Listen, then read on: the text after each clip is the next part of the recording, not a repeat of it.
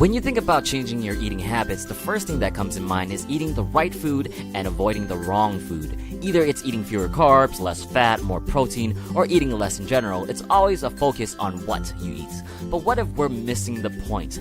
What if it's less about what you eat, but more so about when you eat? Is it possible to lose weight, burn fat, build muscle, and overall feel healthier by changing not your food decisions, but your timing decisions? Well, one popular food scheduling plan that has sprouted in recent years is intermittent fasting.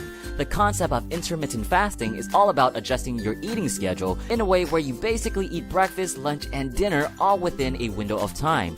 Maybe we can call it Linnerfest or Brunchner or whatever. The window is typically 4 to 8 hours long. The other 16 to 20 hours of your day are spent fasting, where you're eating no food at all and the only thing you can consume is water or in some cases black coffee. The idea of fasting is actually really old. In fact, there's a good chance that the religion you might be practicing has some form of fasting period. So why is fasting a good idea? The most important aspect of fasting in a physiological standpoint is that it helps reduce insulin levels in your body.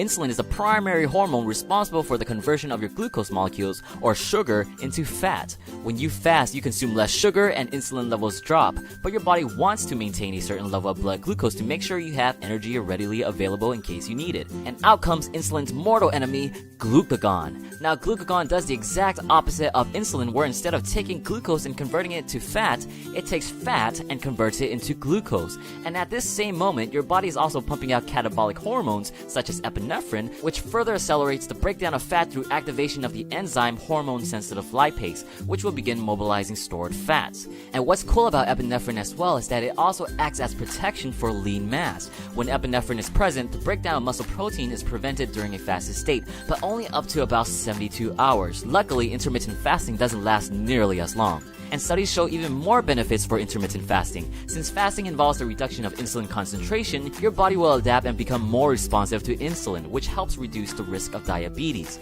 There are even studies that link intermittent fasting with reducing chances of breast cancer events by 50%. So the basic breakdown is this. Insulin goes down, glucagon goes up, you burn more fat as energy, lean mass is protected by epinephrine, and you're probably going to feel really hungry. And that's the main problem by far for intermittent fasting. Can you really go 16 hours without eating each day? Now, there are some people that state it will get better over time. Your body adapts to the increased duration of the fasted state and becomes better at utilizing fat for energy. But no doubt this is not for everyone. If you're battling constantly with hunger, you might be better off splitting meals throughout the day and eating more satiating foods. And just like any other food plan, you can't escape calories when it comes to weight change. If you're trying to lose weight, you still gotta drop them calories.